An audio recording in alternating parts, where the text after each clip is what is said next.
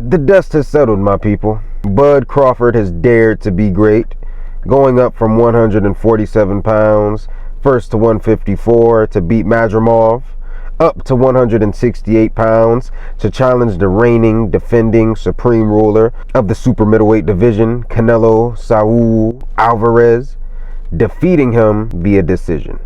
He did exactly what he said he was going to do and what many people thought he couldn't do. So many said that Bud was too small. This was the main narrative going into this fight. People legitimately thought that Bud Crawford could not stand in the pocket with Canelo Alvarez. And after the fight, this is obviously hilarious because Bud dominated him at every point of the fight. He stood at range, picked him off. He got up close to him around round 7, and that's when he was very comfortable and he started sticking his fucking tongue out in the pocket. Bang, bang, bang. 6-shot combination.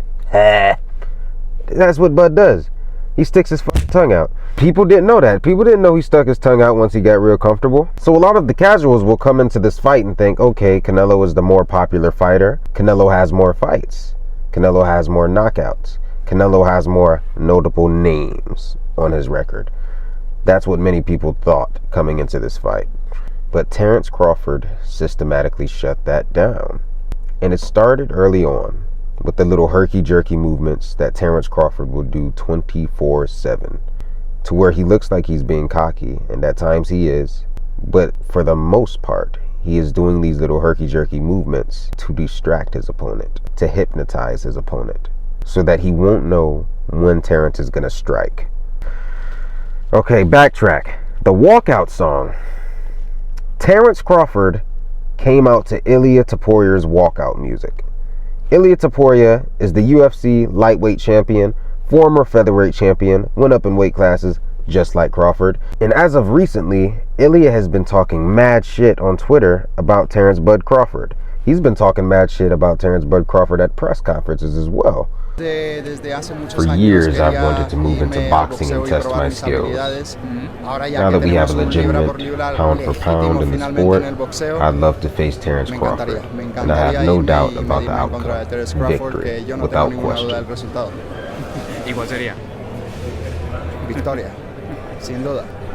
He's been really making a lot of noise to get that fight. And it's just so funny because this is the next chapter in the storyline of Ilia being like Conor McGregor. He's going to get gonzo rich off of fighting the best black boxer, just like Conor did. And hopefully he doesn't run off into the sunset and start doing cocaine. Hopefully he stays on the straight and narrow after losing to Terence, comes back, fights Islam, goes up to welterweight, fights Shavkat, runs the full gambit, and completes his legacy. I feel like we've just seen the beginning of Ilia's story. We don't need Ilia going off and getting boxing money. We don't need Ilia having multiple yachts. Not yet. Let him fight Islam. Let him fight Shavkat. Let's let him run the MMA circuit before he goes and gets super fucking Lamborghini yacht rich. I didn't think Terence would ever be this bold to use an ops walkout music as you're walking out to a... Bud is picking his opponent as he's walking out to the ring. When Bud is using Ilia's walkout music, he is picking his opponent as he's walking out to fight Canelo Alvarez. That's badass. That's bad to the motherfucking bone right there, if you ask. This video was recorded before Bud publicly stated that he allowed a Hispanic friend to pick the song for him, and that he's actually never seen Ilia Topuria fight. Aww. You walking out to his song, did you not know that was the song he always walks out to? To be honest, I never even seen this dude fight. I ain't even gonna lie. You know, I'm not worried about that guy at all. You know, it's crazy how, you know, things work, you know. I didn't even know who he was.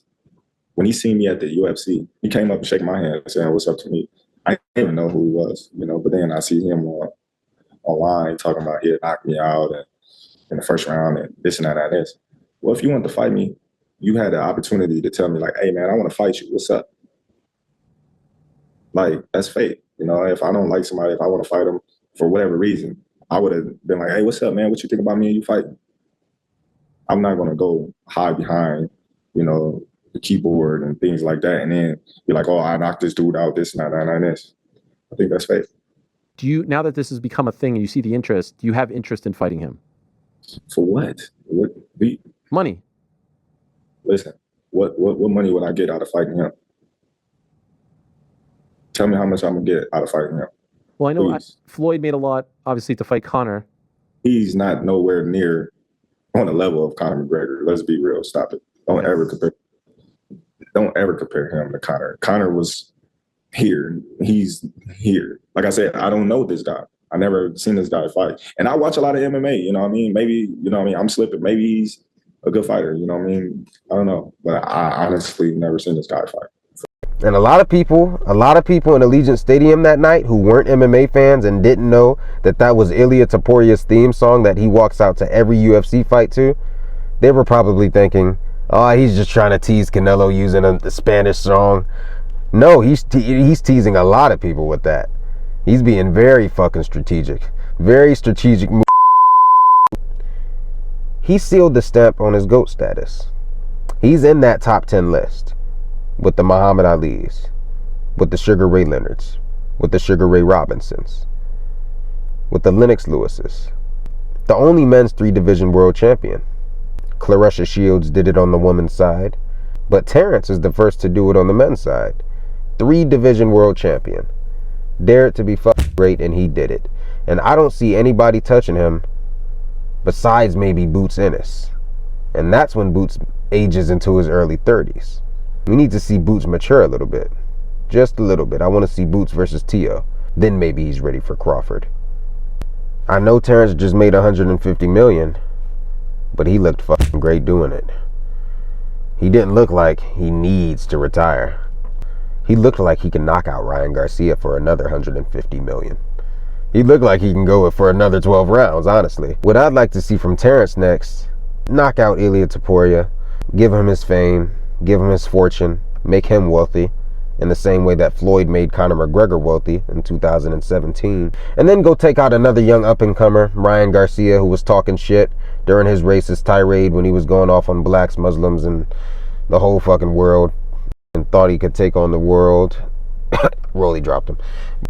Terrence doesn't need to retire. Terrence has a lot more mileage on him. Terrence, I would say, is a Honda Civic with 150 miles on it. He ain't retired yet. A Honda Civic with 150 miles on it, you can push about 10 years out of that bitch. I say Bud got about 8. So he's about it. So Bud is a Honda Civic with 170,000 miles. Still killing it. Still sharp as ever. Still moving around. Still fainting. 24/7 without breaking a sweat. He broke a sweat, but he wasn't tired. He looked like he can go another 12 rounds, if you ask me.